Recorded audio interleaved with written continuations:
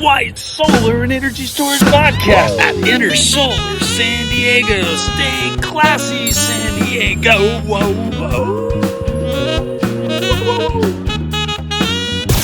So here we are at Inner Solar, and we're in Staying Classy in San Diego, and I'm sitting here with Darren Tan, and he's the Chief Executive Officer of Unigrid Battery. Hey, Darren, welcome to the show. Thanks for having me, John.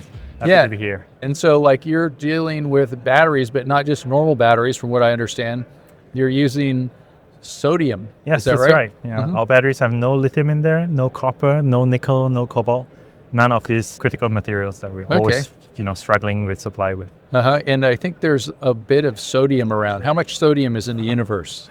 Well, a lot, actually. About 1,000 times more sodium than lithium on Earth alone. And 90% of it is in the continental United States. So if lithium's more rare, why doesn't it taste better if I put lithium on my French fries? It actually tastes very good. Oh, lithium does taste good? Yeah, and it's actually healthier for you. Oh, is it? And you can actually buy lithium salt from some places and add it to your food. It's not bad. Is it like cause high blood pressure or anything like that? No, actually lithium and potassium are better alternatives to sodium for your body. Okay. It's just more expensive and harder to get. Yeah, and maybe I wouldn't get cramps after exercising or something like that. I don't know I'm not that kind of doctor. So would you rather eat a lithium battery or a sodium battery? I eat neither because our devices need to eat batteries, not humans. Yeah, okay. I think we need to put more of our salt in batteries, not in our bodies. Oh, in our bodies, I know, because what do they say, that too much salt is deadly as smoking for like how many people it kills or something like that? It's more than, because more people suffer from high blood pressure and all the associated effects than smoking. Smoking numbers have come down over the past few decades a lot, and it's a great thing because smoking does brain. The one based off the smoking companies, the tobacco companies. But and you can't, and people don't vape sodium, I guess, right? I've never heard of it. Vape pens, I was just kidding. Yeah. But sodium additives could be in the vape pens itself. Oh, it could. It could power the vape pens. Oh, it could power the vape pens with the batteries. Okay. Yeah. All right. And so maybe you could let us know, like, what are the benefits of sodium versus, would we say sodium ion, like we say lithium ion? Right. What are the benefits of sodium ion versus lithium ion, and why are people even using lithium ion if sodium ion is better? Sodium ion is not better, actually. That's a common myth. It's only better for certain applications. Just like how lithium ion is better than lead acid batteries for an electric car. But a lead acid battery is better than a lithium ion battery to start your engine and vehicle. So every technology has a certain application that it suits. Sodium ion batteries compared to lithium is generally safer. It's generally better at temperature, which means work very cold, very hot environments. You won't lose power. Okay. You don't have to keep it cool all the time. So I know that there's like molten sodium energy storage, and that's something that was talked a lot about before people were really getting heavy into batteries like they are now, like, I don't know, 20 years ago or something like that. I think in Japan, maybe. Right. I think it had to be like 300 degrees Celsius, something like that. Yeah, it ranges from 200 to sometimes even 400 for some certain specific modern chemistries. We don't use that type of battery. So you don't have to be hot like that? No, we are room temperature battery. You can hold it in your hand. Okay, that's good. I don't want to get burned up by a battery. It does not look any different to a lithium-ion battery. You just hold two side by side. You can't tell them apart. So that kind of operation. And I think I remember from chemistry class, are you a chemical engineer? Yes. That you take pure lithium metal or sodium metal, you throw it in water and it explodes. That's right. Well, not explode. Sodium will be flammable in water. Lithium will bubble a little bit. But they're not reactive enough to explode. Okay. All right. By the way, if you hear the background, that's the solar games over here at Inner Solar happening. I'm going to be a judge there tomorrow. Oh, really? Yeah. Cool. So I remember when I was a kid, my family had this.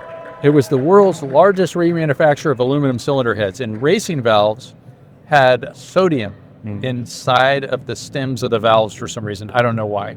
And this welder who liked to blow stuff up, why else he become a welder, he would take pure sodium out there, put it in a piece of metal, throw it in this tank of water, and it would go kaboom. And it was a pretty good kaboom. Yeah. Not as much as when he would take acetylene and oxygen and put that in a balloon. So the kaboom you're seeing is not from the sodium and water. What happens is sodium reacts with water to produce hydrogen gas.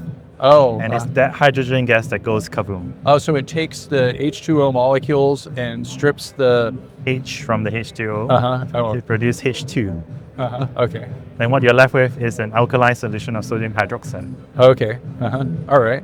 So that still something happens, but when you're talking about sodium-ion batteries or lithium-ion batteries, it's a lot different from that metal. No metal inside. And so you don't have like sodium metal and lithium metal. Yes. You just have the ions. Yes. And the chemical state matters so much. And it's not going to blow up in water. Right. Table salt is sodium chloride. Yeah. And it's not explosive Yeah. at all. So just Sure. a difference in one oxidation state can dramatically change the chemical properties of the material. Okay. All right. Yep. And so you were talking about like the differences or the benefits of sodium ion versus lithium ion.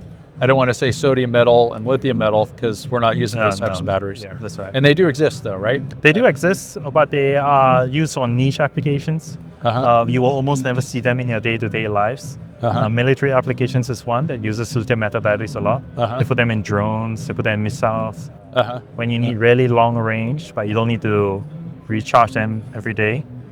One-time use batteries too. A lot of lithium primary batteries have lithium metal. So if you go to the supermarket, you can buy a lithium metal battery. That's one-time use. Yeah, one-time use primary.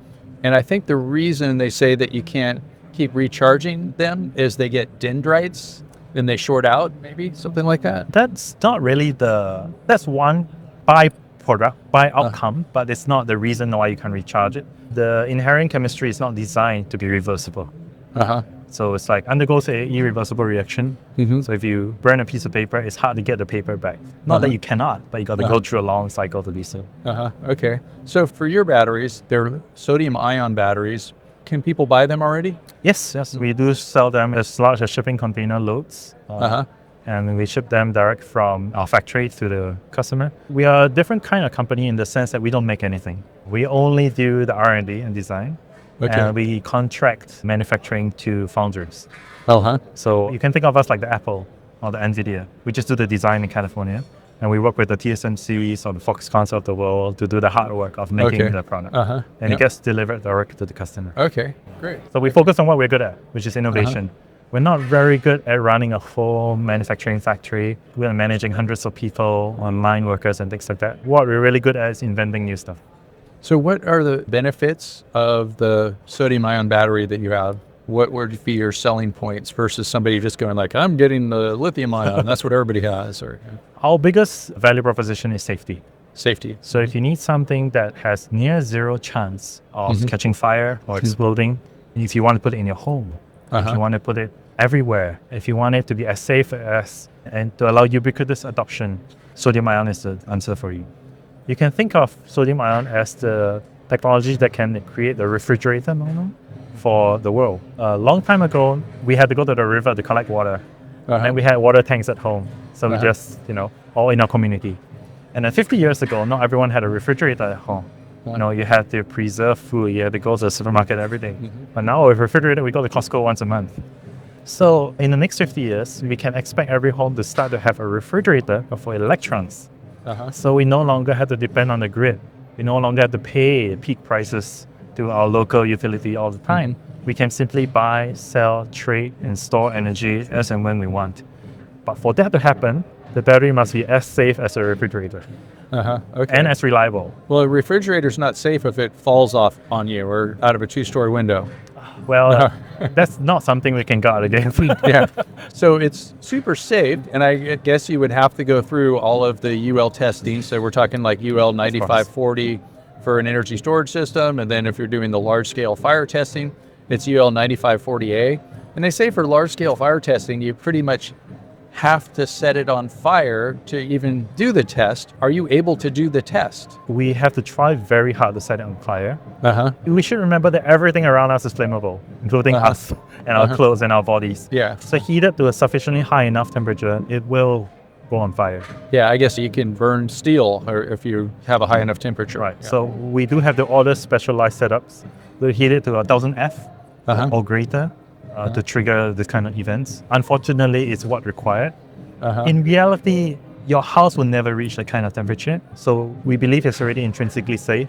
But for the sake of achieving compliance, we still need to simulate or create the conditions that occur. So you just like cook this thing, put a torch on it or barbecue something, it. and barbecue it. All the way as high as you can. And then you finally get it to burn, and then you see that it probably does not propagate. That's not propagate. So there's another thing too, like if you're looking at, say, like the International Residential Code, I'm trying to think of the exact wording, but like there's not any battery that's, I guess, what is it, labeled for use inside of residential dwelling units, I think is what it is. Right. Are you going to try to make the first battery that does something like that? We will not. So that is more of a code compliance challenge rather than technology challenge. So a lot of the standards that were set, I would call it archaic and irrelevant for at least new chemistries. Whereas codes and standards for other devices like your phone or your laptop or even a portable battery, you're allowed to put it indoors, right? Even though it's the exact same chemistry, same thing inside. So what gives, right? So I think what we need to do is we look at the standards, we look at the codes, and ask ourselves what is relevant, what needs to be modified, what needs to keep up with the times. Unfortunately, these things are very bureaucratic processes. It takes a whole generation to change and understand something. So we see in other parts of the world where it's not as strict, people just take what works, what they probably, if it's safe, they will use it. We're seeing a lot more traction there. At least in California, we have to follow. Yeah, because the last few editions of the International Residential Code were not allowing people to put their batteries, their energy storage systems, in their living spaces pretty much. Still is. And so I would think if your battery is so safe that you have to like heat it to 1,000 degrees Fahrenheit to even get it to catch fire, so like it's pretty much, it's like just as safe as I don't know, safer than this table probably, something like that. But let me take it back a few steps, right? Okay. Why do we want to put it in living space in the first place? We interrupt you for a very important announcement. Sean White's Solar and Energy Storage Podcast has been brought to you by Sean White's Solar and Energy Storage Podcast. That's right, Sean White is sponsoring his own podcast, and he wants to remind you to go check out some of his classes. You can go to SolarSEAN, that's Solar, SEAN.com, and then click on the links to check out his classes. You can check out his heat spring classes, and you can also hire him to teach classes for you, like at your company, something like that. Now back to the show. So you can like sit back and just look at your beautiful battery and okay, aesthetics aside. And just think of how renewable you are. So traditionally, we want to put lithium-ion batteries in the house because we don't want the lithium-ion batteries to be exposed to the cold, heat, or elements, because lithium-ion batteries don't do well under such conditions. But in sodium-ion batteries, we really don't care what the temperature is. So it can be outside the home and operate just as per normal. It doesn't even need to be in the home. It could be somewhere else, and we could remotely access it. And that's the whole concept of a virtual power plant. Okay, and there's like different rules too for like how many you can put in your garage next to each other. Can you get around those things, or? Unfortunately, sodium ion is classified as others in the fire code. So we have a limit of 10 kilowatt hour per unit.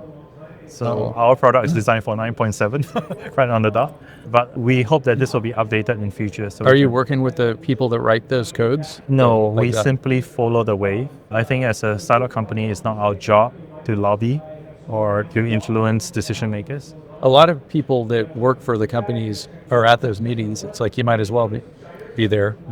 We like them to do the hard work for us. Okay. But we focus on technology, focus on what the customer needs. Because I would think if your technology is like close to impossible to catch on fire, that it would be a service to be able to have people have that option and put, you know, bigger batteries in the garage or in the house or, you know, things like that. I think it's nice to have if we are allowed to.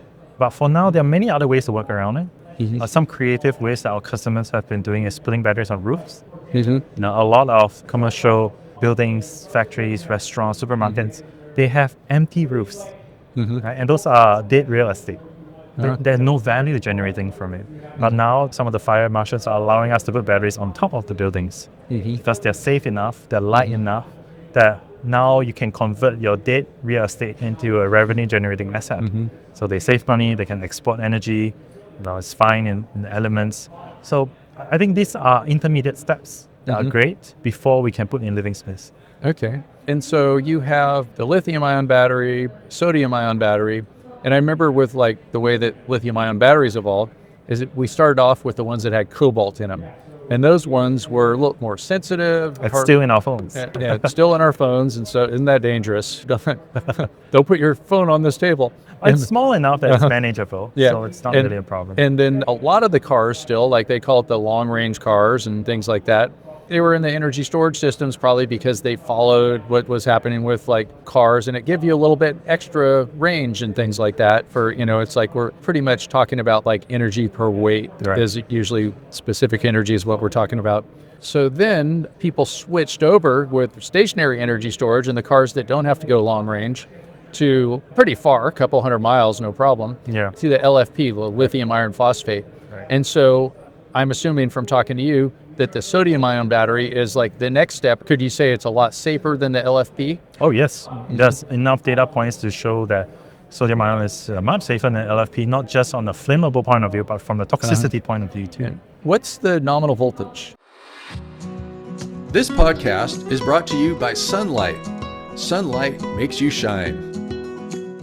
Sodium ion is about 2.9 to 3 volts. 2.9. So then we had the ones that had cobalt in them, nominal voltage was about 3.6. Yep. The LFP, 3.2. Yep. And so that sodium ion, 2.9. Yes. And so like as your nominal voltage goes down, the safety goes up, I would assume. No, that's not related. Okay. So voltage and safety, we shouldn't conflate the two things. Safety is simply about how fast energy is released and whether it's exacerbated by its own intrinsic flammability. So in NMCs or the cobalt-containing batteries, for example, when they go off, you cannot put it out with water. And there's nothing you can do but wait for it to burn out because it is self-generates its own cool oxygen. So it doesn't get the battery next to it on fire is like one thing. Like That's people what you will hope. spray water on it just so it doesn't get so hot. The battery sitting next to it doesn't. Water exacerbates the reaction. Yeah. It creates more hydrogen gas. So never put out a battery fire with water. I know that they tell people, like firefighters and things, to spray water to keep it cool for lithium-ion batteries. Not at home. Not at home. It's very dangerous to do that. So if you do encounter a battery, don't put it out with water. Try to just cover it. Isolate yourself from the toxic fumes. Try to get it out of your home. Vent it outdoors. Okay. Yeah, I think that's what they tell people for like firefighters for EV fires is like spray water on it, keep it cool. And so you're saying that's wrong. So EV and ESS fires are different because fire marshals have to follow their own protocols. And their protocols is to control spread and control heat. Yeah. So as long as no humans are around, you don't have flammable furniture around, there are cases where water would work if you can dramatically lower the temperature. But a lot of times where batteries like this are self-burning, meaning it has gone into thermal runaway, adding water will make it worse. Okay. It's just like you don't add water to a stove fire too, because the oil will, instead you try to smother it. Okay. All right. And then how about with the sodium-ion batteries? Same concept. If it ever catches fire, which some sodium-ion batteries do, you apply the same practices as lithium-ion. Okay. All right. And so your company, Unigrid, are you based out of here, out of San Diego? That's right. We came out from the university, UC San Diego. Great. We started during the pandemic. We've been around about 4 or 5 years. That's it. Great. Okay, good. And so where can people get some Unigrid sodium-ion batteries? Well, you can go to our website and just request a sample or two or tell us which product you need. We'll ship it to you. We can send low volumes just for people to try out. If you're ever interested in containerized size commercial quantities, we can work that out too. Okay. And so you're doing containerized batteries. And so we are a cell maker. A cell maker. We ship container full of cells, but it's not a BESS integrated. Oh, it's not like a container that's ready to store and send out electricity. Okay. Those are our customers. Oh, those are your customers. Yeah. So who are some of your customers? Or our customers are system integrators. So people who buy batteries for UPS systems, for data centers, for backup power, for CNI, ESS, or residential batteries. Okay. For SLI batteries too. So SLI, starting, lighting, and ignition, not Solar Living Institute. But so where are some of your batteries? Like in some big projects, I guess? Or? We don't do front of meter markets. So all our batteries are installed behind the meter, Oh, okay. which means we deal a lot with commercial and industrial. A lot of data centers are also behind the meter. There are some in front of the meter, but we don't do utility scale grid storage. Okay. That market is kind of a bloodbath, and we don't want to get there. What do your batteries look like? Are they like pouch batteries, cylindrical batteries, prismatic batteries? Or Vast majority are prismatic. prismatic. And how would you explain prismatic? Well, it's just a pouch, but instead of a bag, it's a metal can. Yeah, so it's like a bag that's kind of rolled up, not in a cylinder shape, stuck in a can, I Yes. guess. Yeah.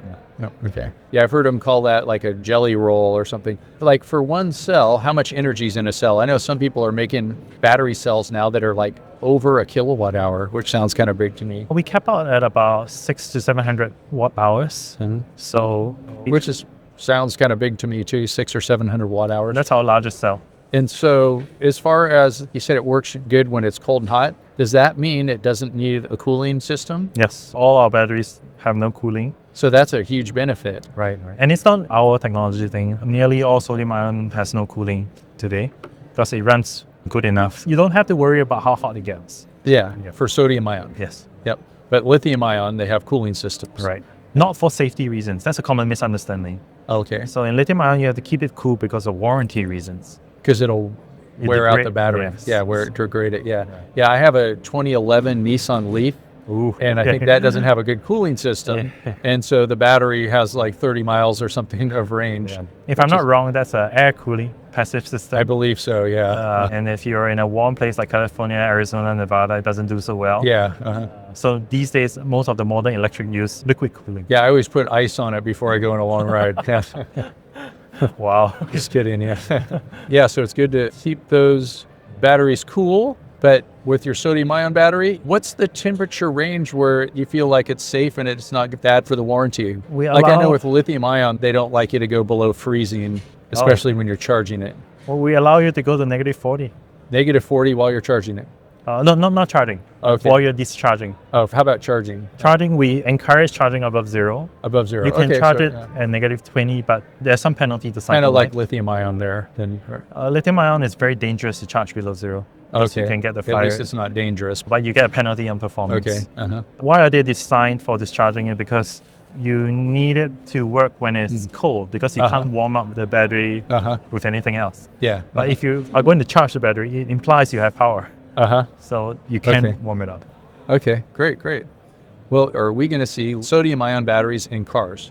It's already in cars in China. Oh, okay. There are a number of vehicles that use sodium ion, and CATL just put out a big announcement. They're releasing the first commercial low-cost car with sodium ion. What would you say the energy per weight is compared to like lithium ion? So for sodium ion to ever be successful in vehicles, it needs to go into the small vehicle class, where you're looking at no more than 200 miles, sedans, compact cars, or off-road vehicles. Okay, forklifts, golf carts, utility cars, construction vehicles, farming vehicles. This is where the sweet spot is. Yeah.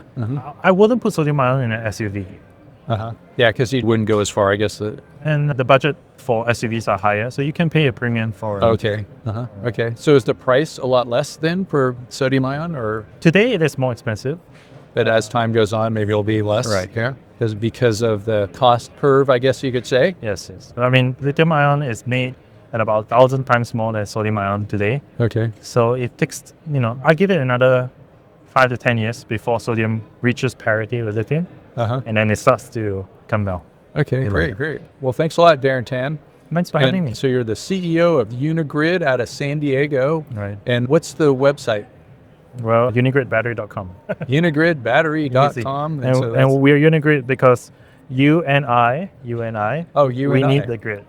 You and I and the grid. Okay. Yeah. All right. So keep your grid nice and clean with some sodium ion batteries. And thanks a lot, Darren, for being on the podcast. Thanks, Sean. And I hope it was helpful. And thanks for listening, everybody. We are recording here at Intersolar in San Diego. And make sure to go to SolarSEAN.com and get yourself NABCEP certified. I have a class for the NABCEP Energy Storage Installation Professional Exam, so you can understand better about all these different things that we're talking about and get yourself a better career and make sure that your job lasts longer so the robots don't take over and take your job away from you.